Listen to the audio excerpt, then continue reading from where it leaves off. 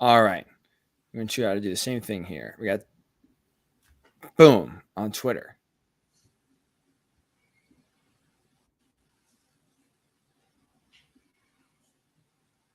Boom and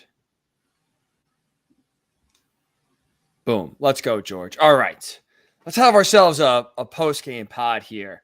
All righty. Coming down in 3, 2, and 1. And welcome on in to an unthinkable, a crazy, unexpected post-game pod edition of the Blue Horseshoe Podcast. He is George Bremer. I am Ryan Hickey. George, just like we predicted in the preview pod, just like we said this game was going to happen, where it's going to come down to the kicking, and just like we said, the Colts have the kicker advantage in the Matt Gay versus Justin Tucker face-off here. The Colts win an incredible overtime game, 22-19, on the back of Matt Gay and on the back of history. I'm not shocked, George. I'm sure you aren't either.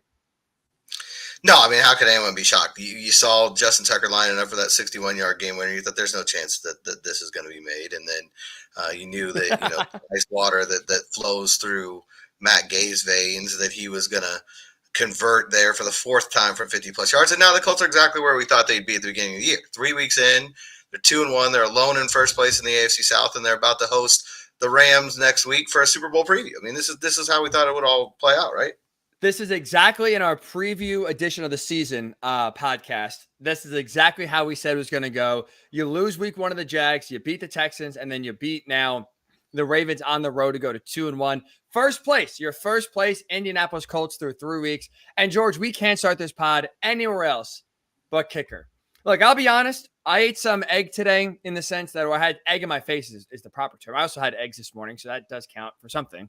But I and many laughed at the notion of the Colts with this offseason that had a lot of holes and a lot of money to spend, blowing their paychecks out on Matt Gay, giving him the richest kicker contract for a free agent in NFL history. And boy, it took 3 games for that to look so dumb for anyone doubting that or making fun of that move. 4 kicks of 50-plus yards, an NFL record for a game. And also, too, when you talk about no doubters, those were drilled right down the middle, plenty of leg.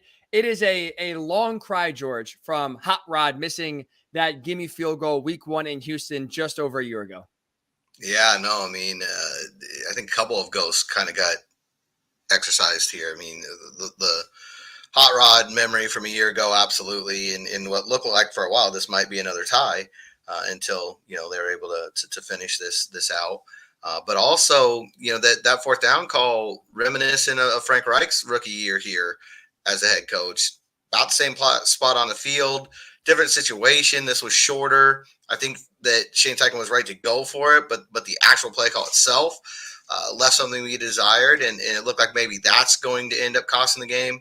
We'll get into all of that later, and the defense just being absolutely amazing. But I don't know how Matt Gay isn't the story of this one. 4 field goals, 50-plus yards. And like I said, not only was every one of them a no-doubter, they were all high-leverage kicks. I mean, the game was within, 6 points, I think, the entire day. I don't think anybody ever had a lead bigger than 6.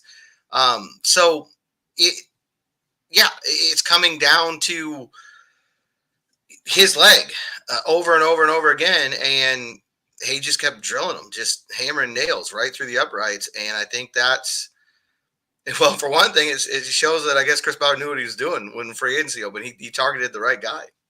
That is for sure. And I mean, I'll be honest with myself, like you look at where this team was in the offseason of, okay, they're going to draft a quarterback. Now they're in a rebuild and playoffs are not the priority, let's say in 2023. Why are you spending all this money on a veteran kicker in free agency that, again, usually you'll spend that money on a kicker when you are expecting to be in high leverage games in January, not in September as you're trying to just get a rookie quarterback developed. But I think, George, where I overlooked that and I think I was wrong in that thinking is this. Even though Anthony Richardson did not play in this game, this is still a Colts roster that still is young and developing and learning how to win. And we talked on the first 2 weeks, their performances in the second half, especially in the fourth quarter where they have allowed scores and have not scored in the fourth quarter, have not made a ton of clutch plays, at least in week 1 against the Jaguars where they had a chance to win. this game, again, they had left a lot on the field, especially in the fourth quarter, where maybe they could have won this game and won it earlier, not get to the situation. But talking about learning how to win and learning how to overcome adversity and still find a way to win a game, that's not happening today if it's not for Matt Gay. And that's one where even if, again, he's not around long term, that's where a kicker in this game can go a long way in teaching these young kids how to win in big leverage and clutch moments. Yeah, there's no doubt about it. I think there's a really good lesson for everybody on that roster. Watching the kicker today go out there and do his job. And not just him. I mean, there were so many guys like that today that just did their job. Gardner Minshew did not jump off the stat sheet. Very similar to what he did last week in Houston. But he made the plays he had to make, especially there at the end to win the game. Again, he left some things on the field. There's no question about that, like you were talking about. Zach Moss, 122 yards rushing today. Absolutely did his job, 30 carries in and out of the game because he and Minshew really got beat up a lot, throughout this day. And see them, do their jobs and carry it on. But maybe after Matt Gay, the next biggest story is what's been the story so far of the season, the defensive front. Numbers are not going to look great after this one. I know Lamar was over 100 yards rushing. He had over 300 yards of total offense. It was a very Lamar Jackson-like day, but they made the plays when they had to make them. And getting 2 stops there near midfield when a field goal is going to win the game for Baltimore in overtime, if that's the only thing they did today, it would have been an excellent job by the front seven. EJ Speed continues to be a revelation. He's this year's Zaire Franklin, breaking out and showing what he can do with his opportunity. Zaire Franklin continues to be Zaire Franklin and just make play after play. His sack, I think that was in the fourth quarter, was one of the biggest plays of the game, obviously. Kwity Paye, we always said if he can stay healthy, he can get the job done. So far, this is the best start he's had to his career as far as, a single season. He's been absolutely instrumental in what this defense has done. His sack, that was just an effort sack, chasing down Jackson, helping to short circuit that last drive that still ended up with a 61-yard field goal attempt. And then Samson Ebukam, we talk about free agents that were sort of questioned or, have you absolutely gotten the best guy possible for this spot? The last 2 weeks, he's been a game wrecker. And again, today, a lot of it in the run game, but, tackles for loss, just blowing plays up. And Grover Stewart and DeForest Buckner are arguably the best tandem in the NFL at their position. And again, today, they were huge. So that defensive front, they were hyped all week. Sometimes you wonder, when guys get praised like that, how that's going to turn out. They came out and they delivered today. That they did. If you're tuning in for the first time, welcome. Appreciate you. And no better occasion to join us here on the Blue Horseshoe Podcast. And after an incredible, as you put it, George, drunk game between the Ravens and Colts. Colts win 22-19 in overtime. He is George Bremer. I am Ryan Hickey. Subscribe to us on YouTube. We're here 3 times a week, before the game, midweek, and obviously after the game as well, here live on YouTube for all 17, at least 17 games, George. Who knows? Cancel the plans in January with the way this team is playing right now. But I'm just glad you highlighted the defense because you're right. It wasn't for Matt Gay stealing the show and winning the game on his leg with 4 kicks of 50 yards and 5 field goals overall.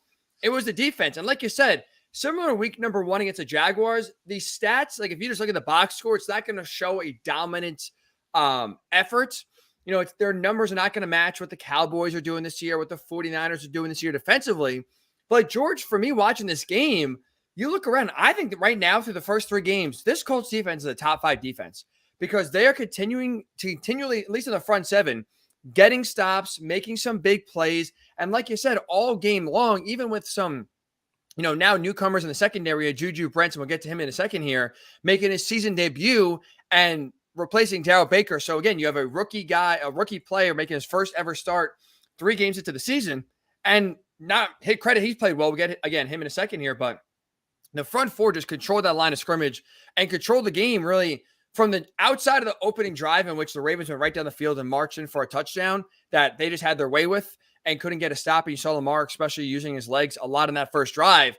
They dominated that game from that point forward. And even in overtime, I mean, when you kick when you punt it after going 3 and out, and you have Devin Duvernay return it to, I think, the 50 or even inside the 50. It's like, okay, game over. Like, you know what? They had their chance, 3 and out. That's when maybe the backup quarterback and the lack of explosive plays kind of really does hurt you, and it's over. Good run.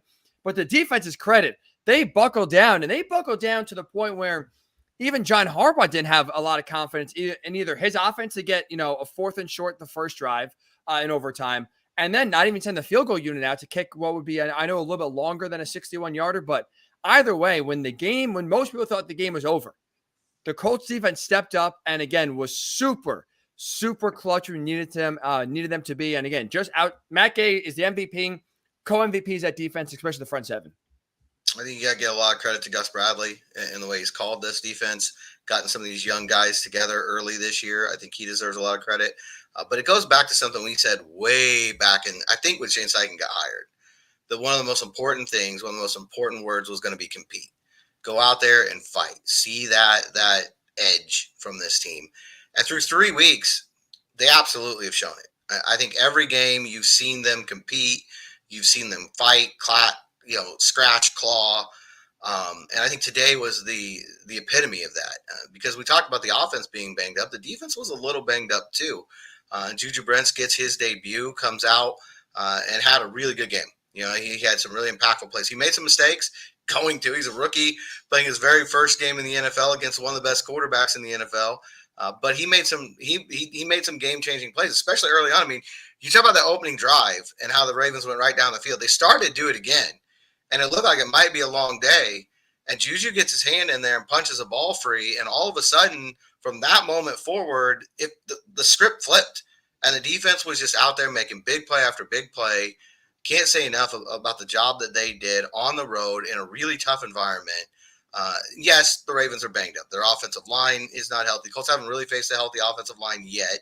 We got to mention that.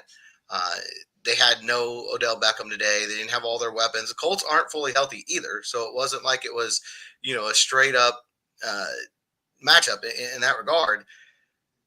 I just can't help but give the defense tons of credit because, again, I don't think it's the dominance on the stat sheet. It's situational football. They're making big plays when they have to make big plays. A 4th down stop, a 3rd down stop, getting a turnover deep in their territory. This game's a little bit different. If they cash in early on, they get that fumble recovery, much like the Houston game, deep in Baltimore territory, and they end up with a field goal this time instead of a touchdown. There were so many things like that happened. Now, I think what's interesting, as I'm rambling here on our live call, to me, one of the things I was going to ask you before things turned out the way they were, because this is how it felt. This is how close the margin was. What was the bigger mistake? Isaiah McKenzie not fielding the punt that ends up going down the 2-yard line, or Gardner Minshew stepping, out of bounds for the safety? Because at that point, that looked like that was what was going to determine the game. And the Colts fight back from that and force overtime, and then fight back from some of the craziest situations you're going to see in any overtime. I'm sure somebody, Sports Information, is on it somewhere. I can't imagine that there's been a game in NFL history where a defense got 2 stops at midfield like that in overtime when the other team just needed a field goal to win, to hold on and win. That's got to be a very rare feat. And even, George, before he gets overtime, like the Colts are driving down the field with a chance. I thought at one point, forget the field goal, go for the touchdown and win the game right there in regulation. Drive stalls, Matt Gay, clutch field goal. We're tied up. And I think it was 103, roughly, about just over a minute left in the game where you need a field goal to win. And again, credit to the Colts defense. You would think, okay, Lamar Jackson, minute 3, I think at least 2 timeouts, like plenty of time for them to, get down a field goal range, have Justin Tucker kick the field goal, and then they win. Again, a nice effort by the Colts, but they're probably going to lose this game because you left too much time on the clock. And again, defensively, they stepped up and did not allow the Ravens whatsoever to get going. A huge sack there by, on Lamar Jackson that basically took them out of field goal range and again, really changed the game because you see, 2 plays later, they make that completion down inside the Colts territory and set up what was a 61-yarder. And that sack doesn't happen. All of a sudden, now that 15-yard completion they had, you're well into Colts territory at that point. And all of a sudden, that 61-yard field goal is now, a 50-yarder? And we saw how, Tucker was 2 yards short, right, on that. So that one sack right there changed the entire direction of that game where the Colts probably lose even if Lamar gets rid of the football, or if they don't get pressure and can't finish the job. Because that's another thing too, George, kind of going back to the stats. They finished with 4 sacks. Numbers should have been higher. And that's a credit to Lamar Jackson with how slippery he is and how tough he is to bring down. But that's a game where the Colts consistently got pressure all game long. And even when they weren't getting him down, and a few times he escaped and took what looked to be a 3-yard sack and took a 10-yard gain, frustrating. But at least to the Colts' credit defensively, at the end of regulation, they did not allow him to make a play, slip out of a sack, and all of a sudden turn what would have been a 10-yard loss into even a 5-yard gain. They got the job done, got the sack there, and then got themselves overtime before, like you said, they have those 2 incredible midfield stops to give their offense a chance and eventually knock down the game winner. Like I said, defensively, you can't say enough. That front 4, and you're right. Like, when you look right now through the first 3 games of the season, Jaguars, Texans, Ravens, all 3 offensive lines for those 3 teams, those 3 opponents, have been banged up, whether it's suspensions with Jacksonville, the Texans. I mean, calling their line banged up at this point is generous with how deep they are in the reserves, and 2 starters missing from Baltimore's offensive line here on Sunday. But you know what good defenses do, George, and good defensive lines especially do? They take advantage of that. Yes. They don't allow backups to come in and not have you really notice that they're in the game. They stepped up, and whether it's Houston last week or today in Baltimore, they got consistent pressure and made their presence felt, which, again, I think sometimes is easy to overlook. But still, that's what is a mark of a really good defense, is taking advantage of the matchups in front of you. And they absolutely did that today. Absolutely. There's no question about it. I thought that the defense has done that throughout the first 3 weeks of the season. They've come up in these situations where they should make plays and they should affect the game, and they've done it. So give them credit. Yeah, they've had some situations that go in their favor, but we've seen plenty of times in the past where the Colts did not take advantage of those situations. And they absolutely have done it week in, week out. They've been mixing in a little bit more blitz than we've seen from Gus Bradley in the past. Because one guy I thought we haven't mentioned yet, I thought had a pretty good game, was Julian Blackmon. I know he missed the 1 sack in the backfield, but he had a couple tackles for loss, a couple big stops downfield. They moved him a little bit closer to the line of scrimmage this year. He's playing a little bit different position. I thought he had a good day too.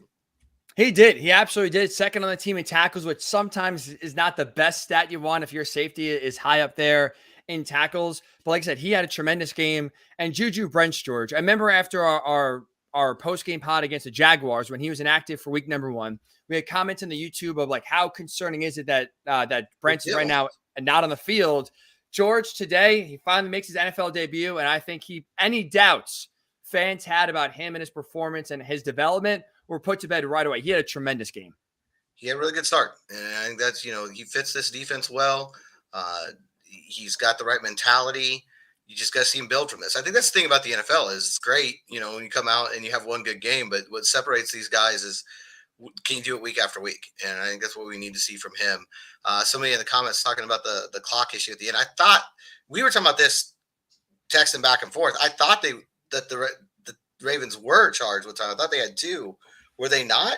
So I just went back in the play-by-play log of ESPN's box score. They were. Now, I think the confusion is, I think it's a bad job either by the broadcasters on CBS or by the referee, Cleet Blakeman, because they did not make it obvious and did not mention it on the broadcast. Because you're right. It's like he was sacked. He threw the ball away. They ruled it a sack on the field, but then went to replay to look at it. And I believe Gene Steratore or one of the broadcasters, someone said like, oh, this should be a runoff then, because the play was blown dead as if he threw the ball out of bounds. But I believe in, and looking again, ESPN in their box score does have the Ravens taking their second timeout with 23 seconds left, which was when Lamar Jackson got sacked. I think it was just an error either by the broadcast or we did not get it on the TV of the referee saying the Ravens are charged with the timeout. But that's where, we're Texans. Like, it's a sack. Why is the playing? Which also, you know what? Now that I think about it, why did the clock then start running? I didn't understand that. Why the clock ran something after, right on the snap there, or right before the snap. I mean that. You know what? Everything about that was messed up. But they did have 2 timeouts, so I think they got charged with one. I'm not sure if they got the full benefit of it. And does it matter when you call the timeout to avoid the 10-second runoff? Does it change? Does it start? On the referee's whistle? I don't know. That whole thing was a cluster, though. The way it was handled, the way it was presented. None of it made sense. No, you're right. And now, like, this is actually something we have to probably dive deeper into and maybe have like the benefit of a day or so to hear about it. Because right, I'm just looking at the box score, and they'll go like in order of play by play from top to bottom, and they have timeout with 23 seconds left, the second timeout by Baltimore. Then below it, saying after the timeout was the sack at 23 seconds, and then they have like the third down play. So even in that situation, it's saying timeout, then the sack. Something clearly was messed up there.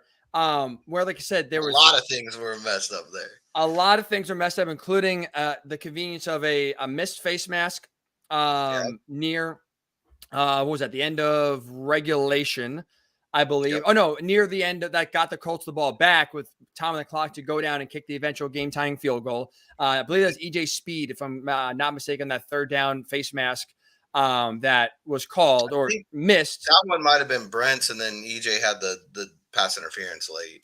That was and then the hook by EJ Speed that was not thrown the flag on, that a lot of Ravens fans, I'm sure, are still upset about right now. But again, in fairness, though, one of those escapes by Jackson, I can't remember which one. One of the times that he was piled up, there's a clear face mask by a Ravens offensive lineman on a Colts defensive lineman that's not called. So, I mean, go back through the play-by-play and go back through the tape. I'm sure that happens. Those things tend to even themselves out over the course of the season. But also, too, George, the Ravens are a good enough team, and they come in at 2-0 where one missed call by a referee is not losing you the game. They had plenty of this is what I will say, too, but this is a great Colts win, right? And we'll get, this does not take away anything from their win and their performance. The Ravens gave, though, the Colts a lot of opportunities as well. Like, you look at the final situation where when Gardner Minshew steps out of bounds, that game should be over. There's 2 minutes and 3 seconds left. The Colts have one timeout left, and you are free kicking.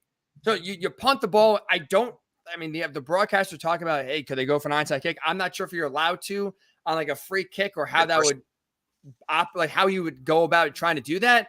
But either way, they kicked the ball away, and the Ravens were dumb enough, frankly, to fair catch the ball. So you're sitting at 2:03. You don't run the ball, or you don't run enough time down to get under the 2-minute warning. So you have to run a play.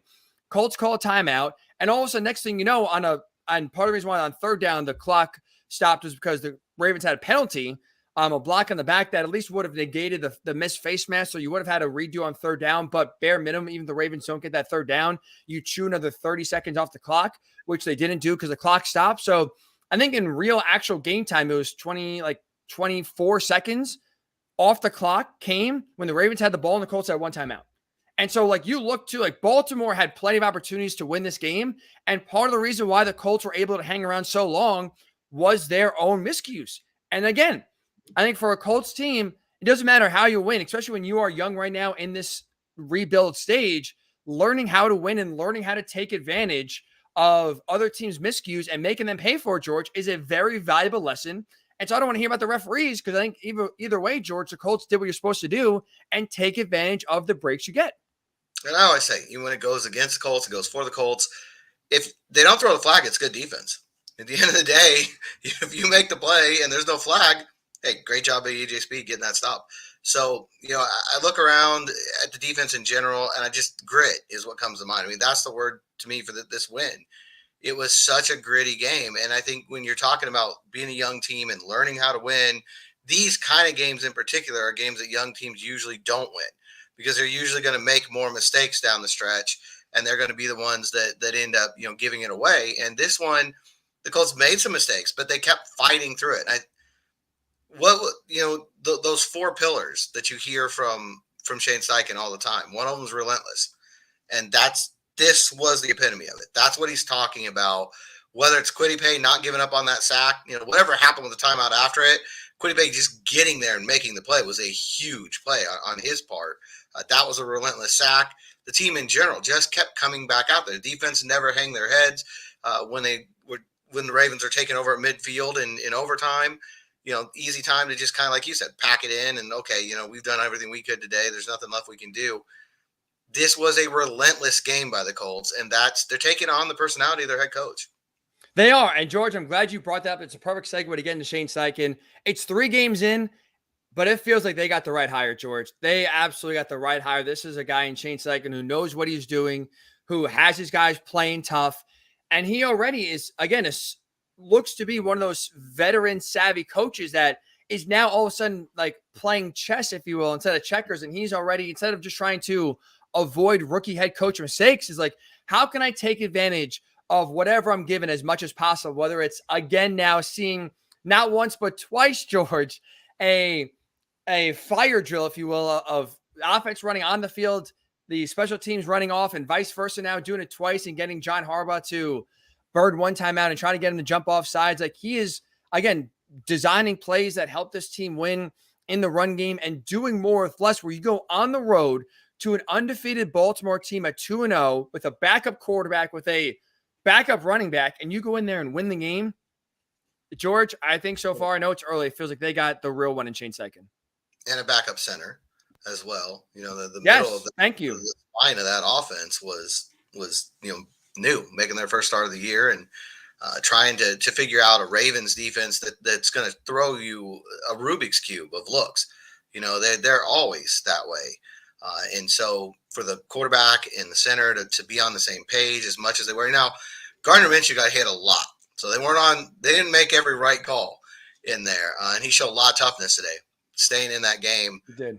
There are a couple of times I thought maybe Sam Ellinger was going to come off the sideline because, you know, just even look at the end of the game, look at Minshew's jersey. I mean, it's barely being held on there. It's all over the place. He was knocked around. He was hit multiple times, but he stayed in there and he made the plays he had to make. Zach Moss, same way. He kept coming in and out because he was getting hit, repeatedly. But again, I think that goes back to taking on the mentality of your head coach. I think Shane Steichen has made a culture already in just a couple months, on the job of no excuses. It doesn't matter if the backup quarterback's playing. It doesn't matter if you're dinged up. It doesn't matter if it's raining. It doesn't matter if the Baltimore crowd is as hostile as any fan base to the Colts. None of that is an excuse. Go out there and do your job. And that's what the team has kind of taken on that mentality so far. Now, it's 3 weeks in the year. We have no idea where this is headed.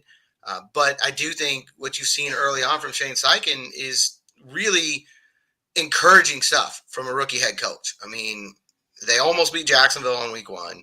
That game, comes right down to the wire. You go out to Houston, you lose your starting quarterback early in the second quarter, and you win that game without breaking much of a sweat. Going and away. You come out here in Baltimore and just grind out an ugly, difficult, brutal game.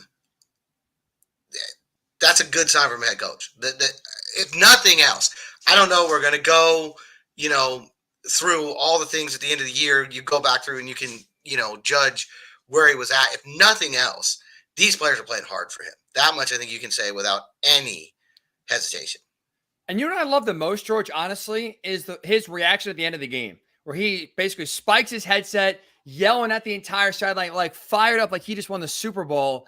And in a year or two, like we've said on the pod a ton, right? Like, manage expectations. The wins and losses in 2023 do not matter, frankly. Right? It's about Anthony Richardson's development, hopefully the improvement of the offensive line, and really starting to build foundational building blocks for 2024 and beyond of how can this team get better now and build something like they had with Peyton and they had early on with Andrew Luck as well, and build something sustainable going forward. And wins and losses, I think in 2023 would really reflect, that positive growth, let's say. And this is a guy that, again, we just highlighted, right? Backup running back, backup quarterback, backup center into an undefeated hostile environment in the Ravens, in a team that is in a playoff or bust, Super Bowl or bust season.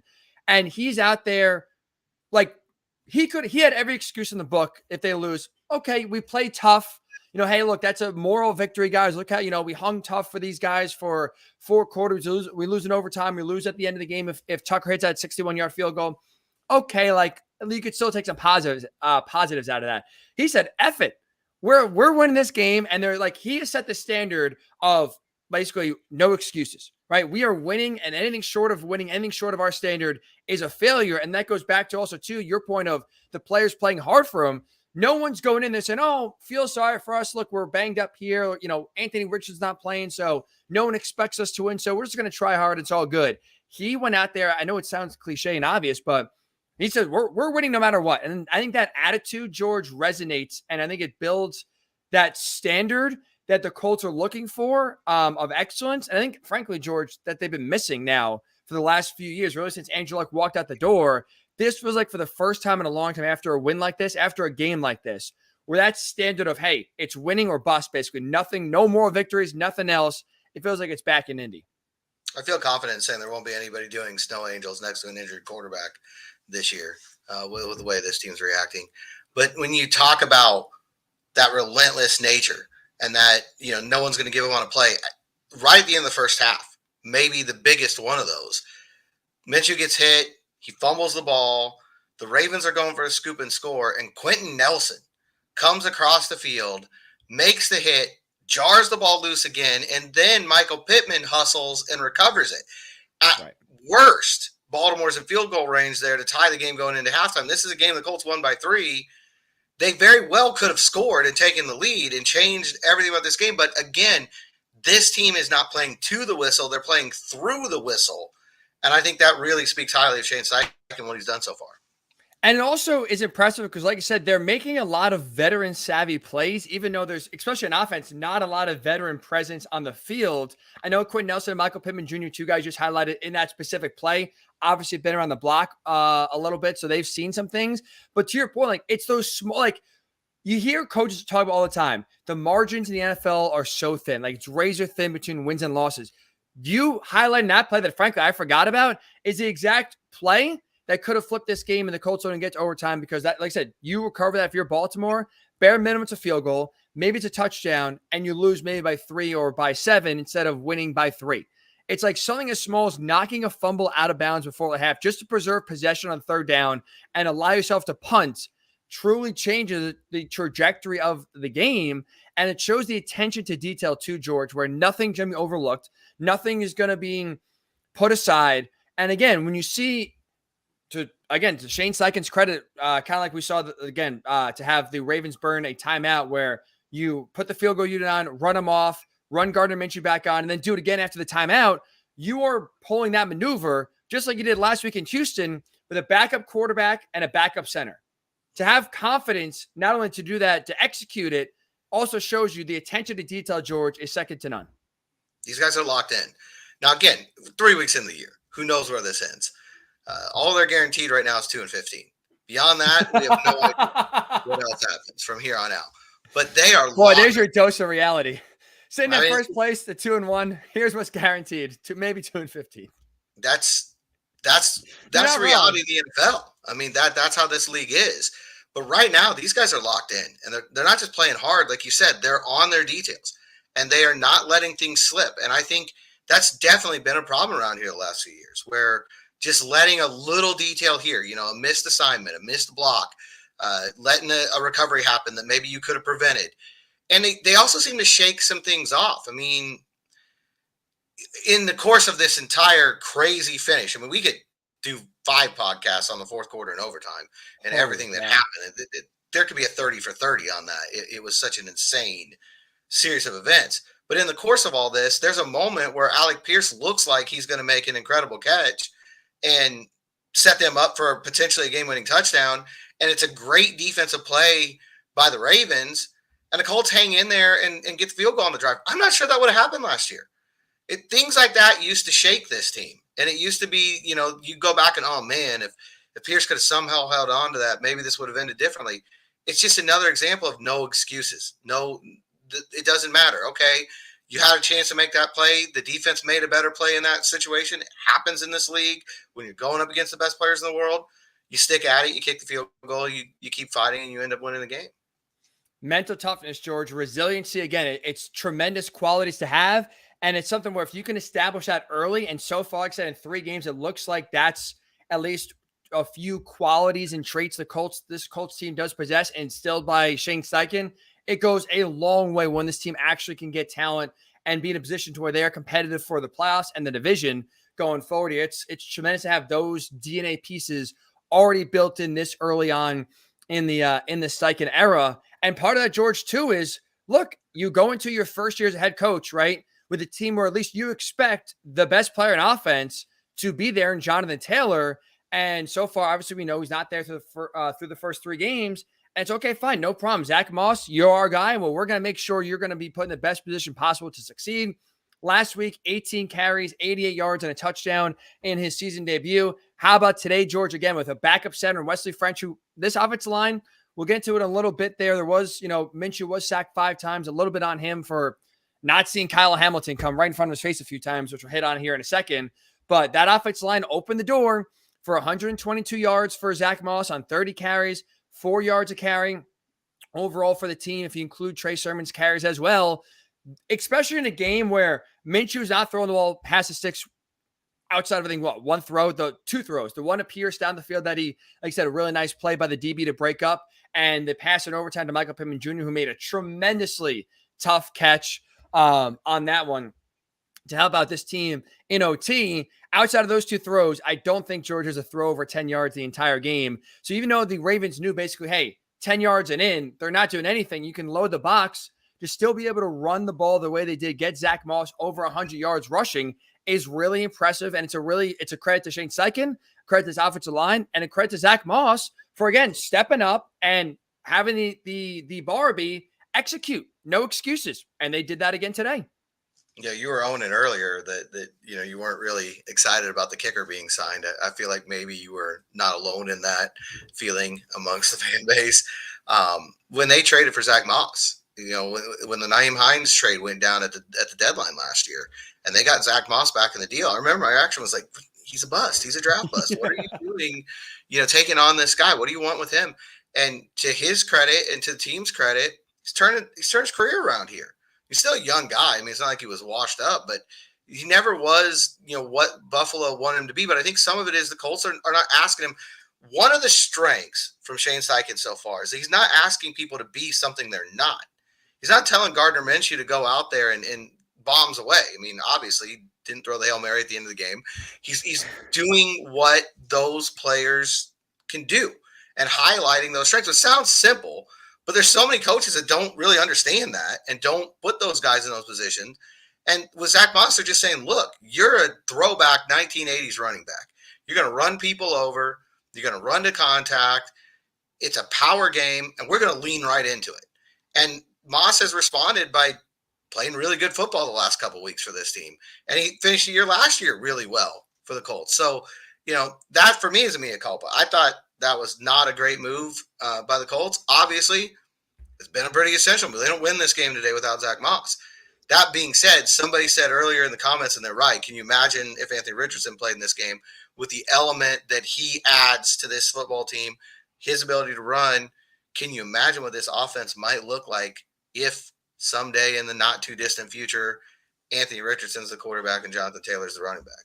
Oh, again, it gets you excited, George. We're like, if week 5, maybe even more like week 6 and week 7, if Jonathan Taylor is there, and then you start to kind of get his legs, get his sea legs under him. And by that point, you can kind of hopefully get into, the old JT form that we've seen. If we're talking about half the season of Richardson, of Taylor, I mean, now, honestly, we have a running back maybe duo right now, co-stars in the backfield, the way Zach Moss is running the ball. He's I think, playing his way into the lineup, or even if Jonathan Taylor comes back, I think he's still going to demand and get some carries as well.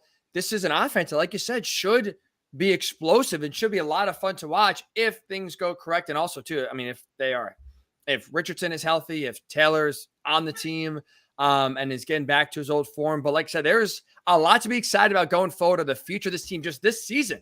And they can get some of those guys healthy and back on the field together. It's going to be a lot of fun. And I want to give at least a shout out or credit to QB Tape, who said A+ game today on offense, except for short yards. He called it an F. And I think he's right, but I also want to give the Colts credit.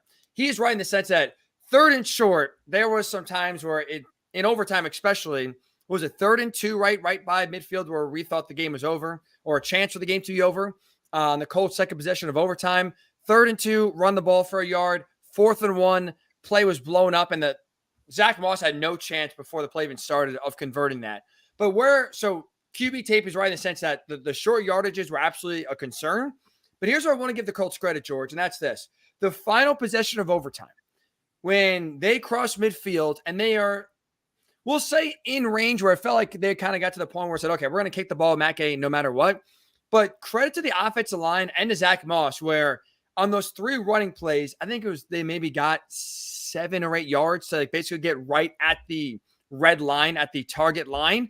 But to run the ball when Baltimore knew they are running the ball, to get 7 yards on those 3 rushes, George, I think is they made up for their earlier short yardage situations because Baltimore knew they're running and they're still able to get positive yards because the only thing that could have happened there that prevented them from winning is no yards or negative gains. And to their credit, when Baltimore knew at the end of the game they're running the ball 3 times, the Colts made sure in all 3 plays they got bare minimum at least 1 positive yard. That's a credit to them. I think they made up for those early short yardage failures. That goes back to the relentlessness that we were talking about with this team, though, and the offensive line just saying, no, we're not going to get beat in this situation. We're gonna get a push and we're gonna make this happen. But I 100% agree with QB tape here. I think it was a really good game for Shane Steichen, except for the short yardage situations, which I don't how much of that was having the backup center and the backup quarterback. We'll find that out over the course of the year. We'll see how that goes. Some of those plays probably work a little bit better if Anthony Richardson's out there and he keeps it, or the threat of him keeping it is there. But we'll see. We'll see how it plays out. It was not a great day at all in those short yard situations for Shane Steichen. And honestly, the defense saved him because that 4th and 1 was probably the death knell, and most of the time will be for this team, but not today because the defense just wasn't having it. They weren't going to let that happen. Somebody asked QB tape asking if it's Zach Moss's contract year. It is. He will be up at the end of the year. It'll be interesting to see how that plays out because I know early in the year a lot of guys were saying, well, he shouldn't be that hard to resign. Keeps going for 100 every week. That might change. That might change. But also, too, in terms of like positivity or reason for encouragement going forward in terms of getting better on 2nd and short, 3rd and short, 4th and short is, again, the return of Anthony Richardson, the hopeful return of Jonathan Taylor, where you now get those 2 guys in the backfield. The play calling is different. The execution is different. I think the conversion rate is different now. Again, when you have Richardson with his dual threat ability, with Jonathan Taylor's strength and game-breaking ability as well, I think that also changes even just the flat-out play calling for Shane Steichen, where we did not see the Colts, I think, have run so far this year one time the old tush push that the Eagles, made famous last year and that did not work. I believe it was the week 1 against the Jaguars, and they've not attempted it since. And I think even that 4th down in overtime that had no chance of working whatsoever, and Gardner Minshew is in the shotgun. I don't think you're going to see that formation. I don't think you're going to see the Colts line up that way. If you have Richardson and Jonathan Taylor, again, in a 4th and 1 situation, got to have it. And you'll see a little bit different play calling here and a little bit different and hopefully better execution now when you get better players on the field in your backfield that you can now work with if you're Shane Steichen. And get Ryan Kelly back. He deserves a lot of credit for the way he played the first couple That's weeks. A good point. He was playing really well this year. When you're talking about he needs to have a turnaround season, Quentin Nelson needs to have a turnaround season, Braden Smith needs to have a turnaround season. 2 of those 3 are off to really good starts. Braden Smith, rough day again today. He's had probably the toughest assignments of anybody out there. But I think today the big thing was the penalties. I mean, when we talk about things that could have short-circuited this game, he got caught, I think, for 3 or 4 false starts. It felt like they were in big spots.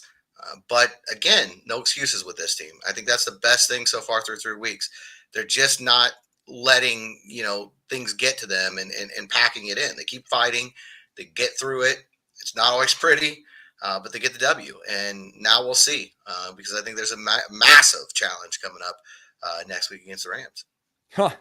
Massive. Yeah, Aaron Donald, that guy's going to be easy to block, that's for sure. And even the second half, too. I mean, you had Josh Sills in for Will Fries, who was out for most of the second half with, I believe they said on TV, cramps.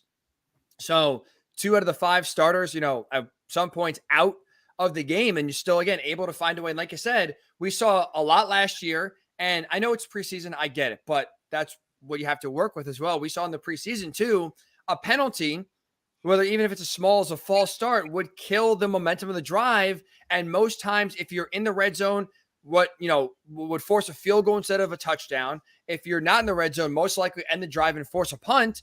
To the Colts' credit, even if those drives alone ended in punts with Braden Smith penalties, at the end of the day, they did not allow those penalties to add up and equal a loss. They still, again, like you said, kept competing, kept fighting, and still found a way to come out of Baltimore with a win.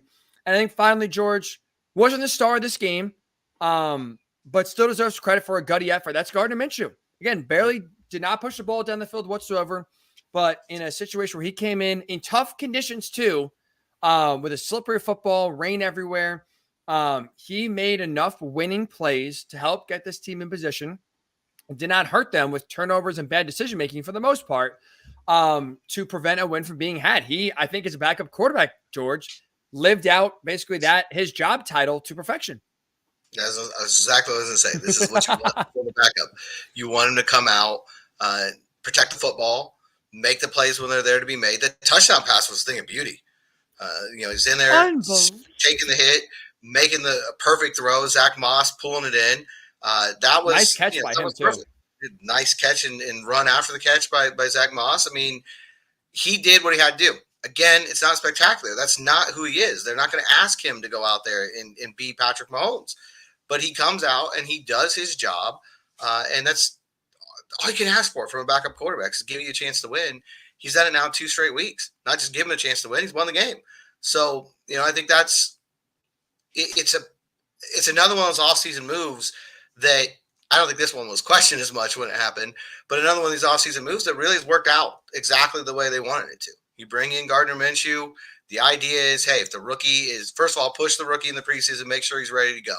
I think everybody knows outside the injuries, Anthony Richardson's ready to go. And I do think Gardner Minshew had something to do with that. And now when the rookie's not able to go, he can come in, step in, keep this offense rolling, give you chances to win games. You literally can't ask for any more from a backup quarterback than that.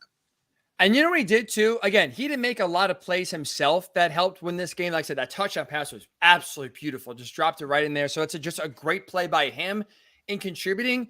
But in between the commercial breaks, I flipped back and forth between other games. I don't know if you caught this, George, but Zach Wilson is not a very good quarterback with the Jets. And at one point, the TVs, I know, shocker.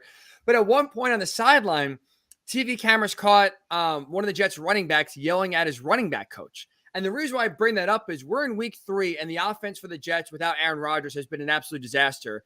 And I think it's at a boiling point already where players are frustrated, and so now they're starting to take it out on each other and take it out on the coaching staff.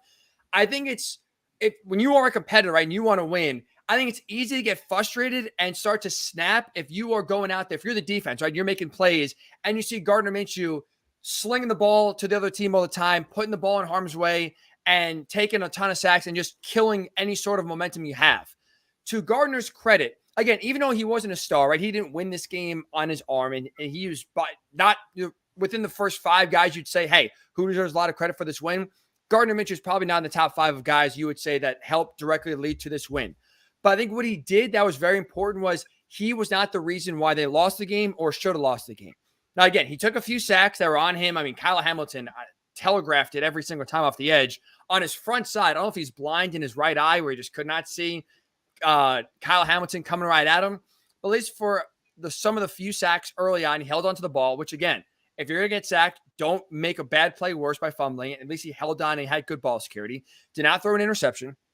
Did not really put the ball in harm's way, even though he wasn't pushing the ball down the field. Also never took risks that really hurt either the offense or put the defense in a bad spot where now the Ravens are in a short field and going for a touchdown. You see, like, other teams are almost decombusting because their quarterback is just so bad that they're just flat out frustrated. I think Gardner Minshew deserves a lot of credit for coming in and, again, not being the star, but doing enough to where he is not the reason why they're losing, and he could still keep this offense and the entire team in the game. Yeah, there's something to be said for that. I mean, things go very wrong at times when the backup quarterback comes in. People have seen that happen plenty of times here. I mean, need we go back a few years to the Dolphins game when they came in winless to Lucas Oil Stadium and Brian Hoyer's effort that day? It can go the other way in a hurry. And so all the credit in the world to Gardner Minshew for coming in, getting the job done. But like I said, so many heroes today. All the credit to Juju Brents in his first start. All the credit to this defensive front, which has just been fantastic. And to the NFL MVP, Matt Gay. Get your votes in now. The award race is over. Matt I'll Gay, tell you what. AFC Special Teams Player of the Week race is over. That much we do know. That's done. Lock it up. Lock that up, George. You are right about that. I know this didn't happen like Dan Orlovsky's not on the Colts when he stepped out of the back of the end zone, but something about Colts backup quarterbacks and running out of the back of the end zone. I was more shocked than anything else, just because I figured the veteran savvy guy, at least he would know his surroundings. That was George. Thankfully, that's one where we can laugh at now and not scream about because it didn't cost him the game. That was brutal. That was probably the one time that he put him in a bad position. But, that's not entirely on him either, because Isaiah McKenzie obviously set that up by letting the ball roll down to the 2, and it really needs to field that one, not get in that kind of situation. And they were just having – the Ravens, they smelled blood in the water as soon as that ball was on the 2-yard line. I turned to my wife. We were watching the game, and I said, this is going to end in a safety, because you could just tell. Baltimore had their ears pinned back. It felt like each one of those snaps could have been a safety. So sure, he stepped out of bounds, but it was going to happen one way or another, I think, anyway. Minshew cannot do that. He knows that. He'll be the first to say it. But I think all the snaps that he's taken the last 2 weeks, and that's the one that you can point to where he put the team in a bad situation, I'll take that. You're right. 1 out of 80 snaps, probably somewhere around there. You're right. You would absolutely take that from your backup quarterback through 2 games. And it's now, George, it's good that at least we can laugh at it. It's something that could be on the blooper reel for sure. Nice little laugh, I'm sure, in the meetings when they get back to watch the film of this game. And thankfully, I mean, maybe if anything, a savvy veteran move here that actually may have honestly helped the Colts in the long run. Keep the ball or keep the time above the 2-minute warning. And in that, one of those reasons, help get the ball back sooner than they should and help prolong the game. So you know what? Maybe he did it on purpose, George. Maybe this guy was playing chess and laughing at us as we think we're laughing at him. Playing 3D chess, Gardner is. That's what's going on there. He looked at that clock and he said, you know what? I'm just going to step out right here. We're going to get this ball back. We're going to win this. We're getting the ball back. We're going to drive down, score a field goal, which they did, and again, eventually win the game in overtime. All right, George. We want the ball and we're going to win. That was Gardner right there. We want the safety and we're going to win. And unlike Matt Hasselbeck, did not come through on that promise. As Matty threw it. Right, that was the game he threw a pick 6, right? The game was over? Yep. Up in Green Bay. Boy. Oh, boy. Gotta love that. All right. Now we'll do a tradition, George. At least a winning tradition here. Mm-hmm. The game ball. The George Bremer game ball for the week 3 win over the Ravens, George, is going to who? I'm going to give you the easy one. I'm going to go a little bit. I'm going to give it to Juju Brents today, just because he could have lost the game. He didn't necessarily win the game, but a rookie making his debut who had no preseason to speak of could have very easily lost that game out there today. Zay Flowers running around doing Zay Flowers thing. Lamar Jackson extending plays. Not only did he not lose the game, he made a couple big plays to help the Colts win the game, including, I think, one of the biggest games with that punch out. Hey, at that point, the Ravens offense is rolling. They'd scored a touchdown. It looked like they were going down to score another one. He punches that ball out. They're not the same the rest of the game. My game ball goes to rookie cornerback, an Indianapolis native, Juju Brents. Well, if you're going to give it to an Indianapolis native, I'll give it to an Indianapolis legend now, and that is going to be Matt Gay. I think let's get the ceremony ready for the Rams when they come to town next week. Get that number 7 banner, George, in the rafters. Matt Gay, 4 50-plus yard field goals, an NFL record. Like you said, 2 of them, especially in high-leverage situations, with 1 minute to go in the fourth quarter to tie the game, in overtime to win the game. A perfect 5 for 5 on the day. He was absolutely tremendous. He's just, again, history maker, deserves all the credit for helping win that game. And for anyone, any idiot out there back in March that made fun of Chris Ballard, that made jokes at the Colts for spending all their money on a free agent kicker, eat your crow. We would never do that here on the Blue Horse. No way. We would never do that. And, by the way, can we just commission the Matt Gay statue now? Just put it out there. Get it done. I mean, it can't take that long to build a statue, right? I mean, it just depends on what it's made of. It's all about materials here. That's true. It's Indiana. Let's do a soybean statue, maybe a corn statue. We got a lot of that around. Corn would be cool. Corn would be pretty sick. I like that. I was going to say gold. Why not just go all out? But you know what? Corn could work too. Corn. So hopefully if you go to the game on Sunday, you'll see the corn Matt Gay statue ready to go, ready to be on display for a big, big performance there for Matt Gay and a big, big win for the Colts. The first place, George, Indianapolis Colts through 3 weeks of the season, just like we thought, 2-1. Let's get those playoff plans ready. Cancel the January plans now. This team is going to December. I got to look it up, but I think the last time they were 2-1 might have been 2017. Might have been 2020. I got to look it up. One of those two.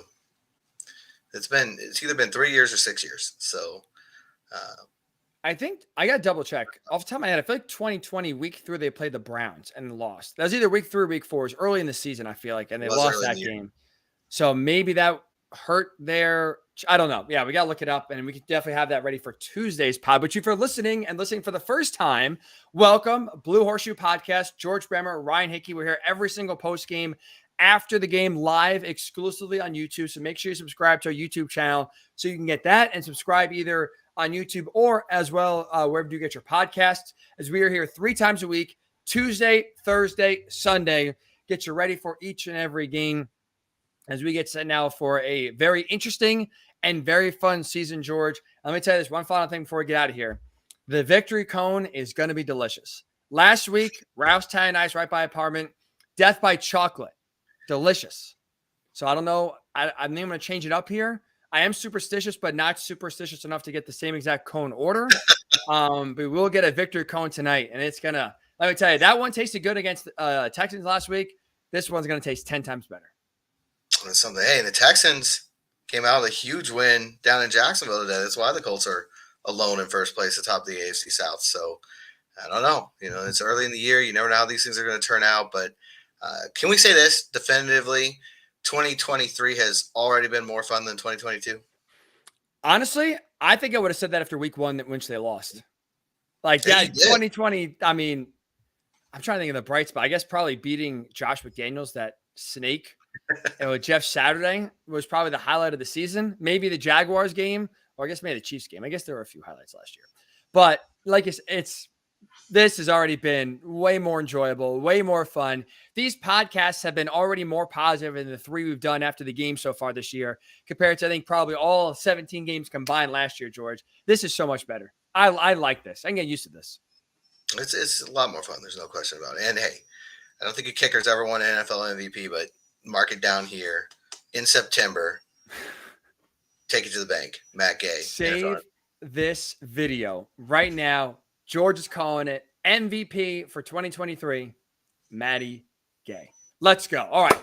We have still a ton of breakdown here, so we'll do it on Tuesday with the Colts. Nice, impressive, tremendous win over the Ravens, 22-19 in overtime. So again, if you're listening for the first time, check us out. Tuesday, we will be back with a podcast to, again, recap what was a great day and start to look ahead to that Rams battle as well here in week number 4. So appreciate you joining us right here on the Blue Horseshoe Pod. Enjoy. I know you will. Enjoy the rest of your Sunday, and we'll talk to you Tuesday right here on the Blue Horseshoe Podcast.